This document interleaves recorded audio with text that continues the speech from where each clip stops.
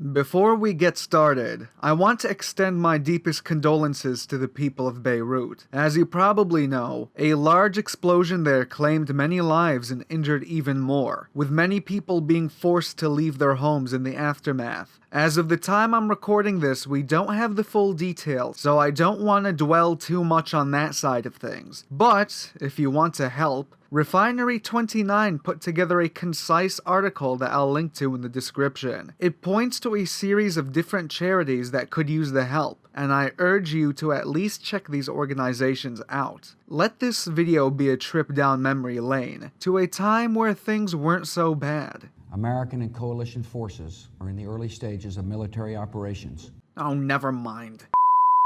Yeah, okay, I know I'm late with this video. I spent most of the week brainstorming for an entirely different topic, but by the end I realized that it was a pretty silly idea and decided to shift gears. After pounding my head against the wall trying to think of a different topic, a friend of mine asked me if I remembered the Arabic theme song for Dragon Ball Z. I was like, Wallah Bashir, that's a pretty random question, and also no. So he played it for me.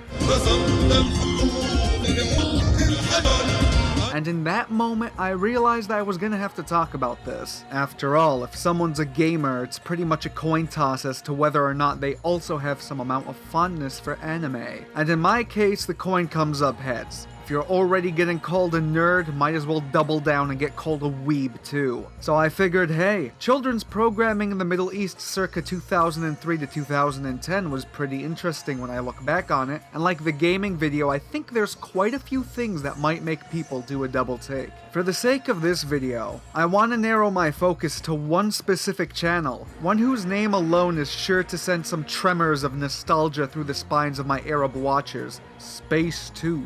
قناة شباب المستقبل.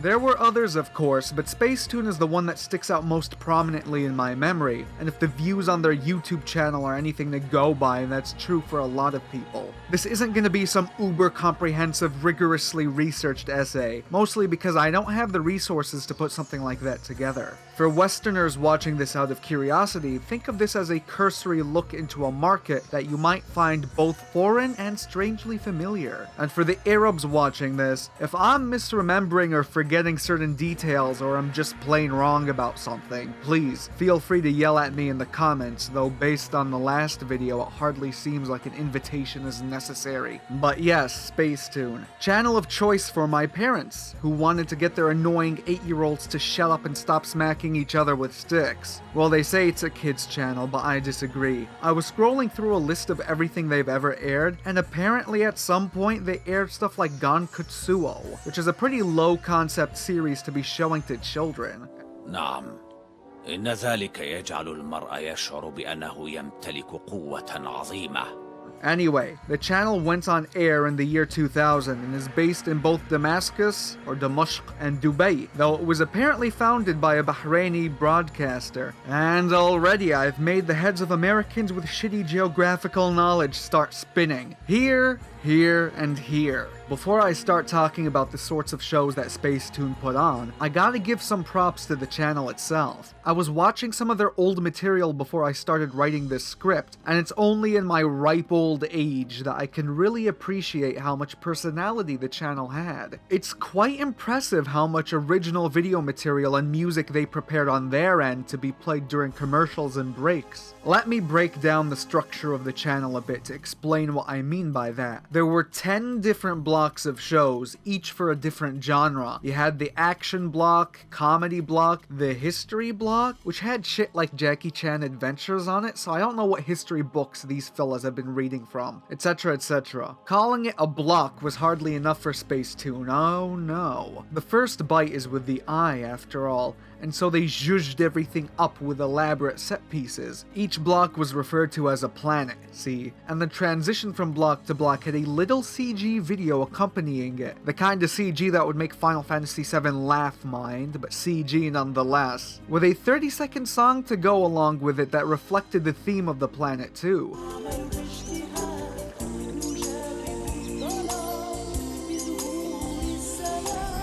And I'm gonna say, despite the Zamurrada planet saying it's only for girls, I'd much rather have my cup of tea here than on the fucking shambles that is the action planet. It wasn't just that though. During breaks and commercials, they'd have a bunch of different bits of animation, like the logo doing some wacky stuff, or they'd have a little song about dogs. كيف تنبح الكلاب يا أولاد كيف تنبح الكلاب يا أولاد. Or this dude named Mashhur.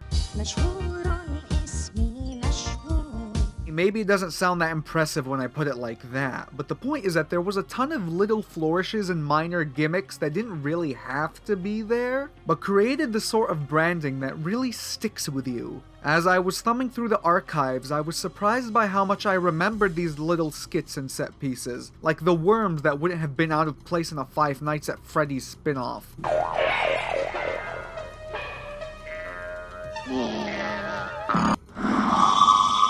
They even had bits for religious traditions like Ramadan, which I'm sure Americans would balk at, but the idea of separating religion from children's programming isn't really, a thing in most Arab countries. This is all a little less impressive when you remember that besides these bits they threw together for commercial breaks, Spacetoon wasn't actually in the business of making original cartoons the way that channels like Cartoon Network or Nickelodeon are. 99% of the content that was actually airing on the channel were shows licensed from other companies. Ah yes, now we're getting to it. So, you're probably wondering, what did you Arabs actually watch as kids in the early 2000s? I can't speak as much for the current state of the network, but it may surprise you to hear that a significant, if not a majority, of the shows on Spacetoon when I was watching it were actually anime. I assume this operated on the same principle that I described in my video game video, where Japan was able to establish a foothold in the region much earlier than American entertainment companies did. A lot of Cartoon Network and Nickelodeon stuff landed on MBC3, the other super big children's channel in the Middle East, first, and only came to Spacetoon much later, though they did have some of Warner Brothers stuff like Tiny Toons and Animaniacs. Mind you, when I was younger, I didn't recognize anything as anime, so to speak, and neither did a lot of kids my age. Spacetoon didn't distinguish between Western and Japanese animation the way something like Toonami did, so all just kinda blurred together. Batman the animated series played right alongside Dragon Ball Z, unsegregated just as God intended. But what specific shows, you ask? Unfortunately, this is where I'm gonna have to lean on my memory,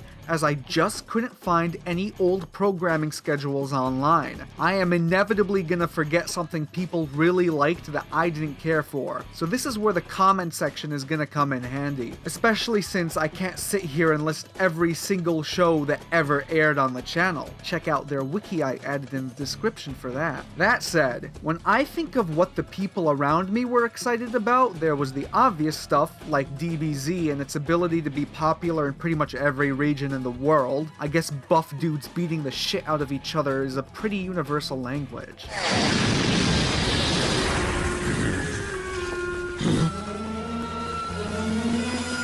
هل هذه كل قوتك؟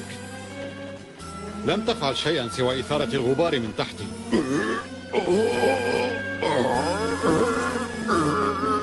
Detective Conan, or Case Closed if you're American and wrong, was another series that was marketed out the ass, and it was one of the most ubiquitous shows on the network. I was quite surprised when I came back to America and realized that like 2 people knew who Conan even was, especially considering it's one of the longest running anime ever. No, really, like holy shit. You'd think he'd have returned to his original age through sheer entropy at this point. A couple of the sports shows really broke out, especially Captain Majid, which I didn't realize was actually called Captain Tsubasa until like 3 minutes before writing this sentence, and Slam Dunk, which in retrospect is kinda surprising considering how little of a shit Arabs give about basketball. I do remember the girls liking the show called Remy, which I don't think I have ever heard anyone in America refer to like ever, but the theme song on Spacetoon's channel has like 17 million views, so clearly it had some staying power. I had some personal favorites too, of course.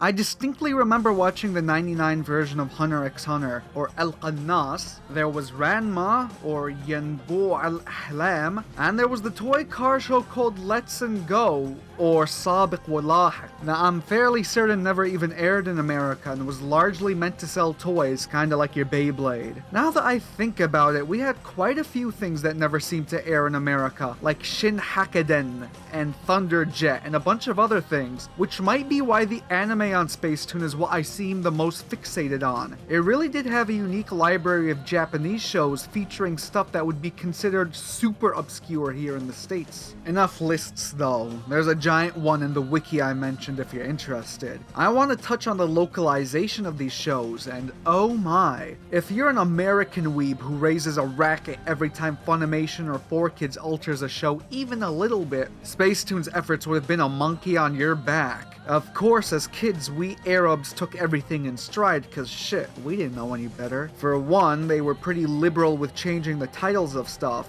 and a lot of the new names were pretty damn uninspired. Grander Musashi became the Brave Fisherman, or As-Sayyad al-Jari. Virtua Fighter became the Noble Warrior, or Al-Muqatil al-Nabil, and Hunter x Hunter became the Sniper, or El-Qannas, which admittedly isn't necessarily any worse than Hunter. I'm not sure if I should be pronouncing this X, Hunter. But what about the dubs? Well, I'm sure this is where my Arab watchers are gonna disagree hard with me. But as I watched some of these dubs to refresh my memory, I found myself generally unimpressed. Spacetoon worked closely with a Syrian dubbing company named Venus Center, or Merkez Az-Zahra, that handled quite a lot of the anime coming in. And man, if y'all are bored of hearing Johnny Young Bosch in every English dub, you'd have gotten sick of them using the same small pool of actors for pretty much everything. That isn't even the real problem though.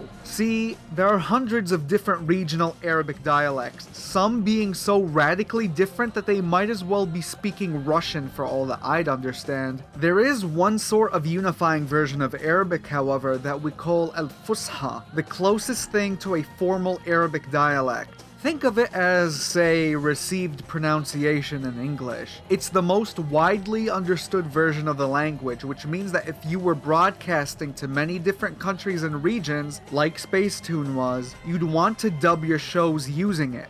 Problem is, at least to me, it always felt like a very stuffy way to speak, and hearing every character in a show speak like that gets, how should I put it, tedious?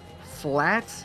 It robbed a lot of characters of personality, having to hear them talk like they're all newscasters at Al Jazeera. أعددت له الفطور لكنه خرج قبل أن يأكل.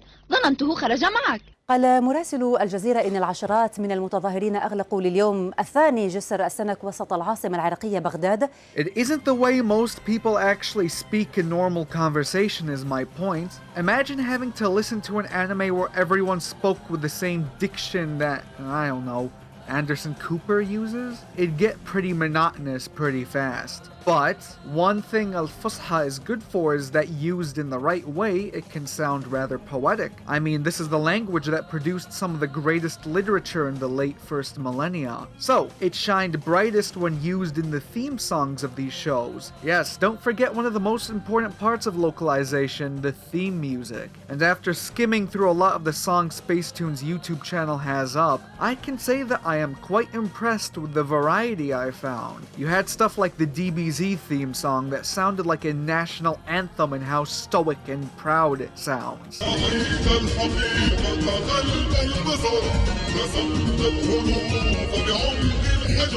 They used it for DBZ, the original Dragon Ball, and for Kai. Don't mess with perfection, I suppose. There were songs like the Hunter x Hunter one that was much more contemplative and subdued.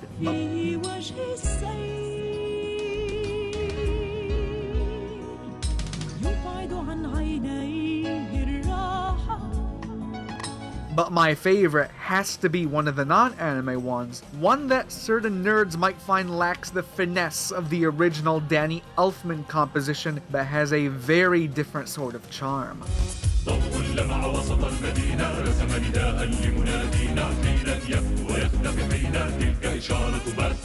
So yeah, I guess we'll end with the openings, ironically enough. Just working on this video was pretty nostalgic, and I'm not someone who's prone to reminisce about the past too much. Like I said at the top, for Westerners, I hope this gives you at least a bit of insight into a market you may have never thought about before. And for Arabs, I hope this was as much a nostalgic rush for you as it was for me, assuming you're not pounding me in the comments for fucking something up as I probably did.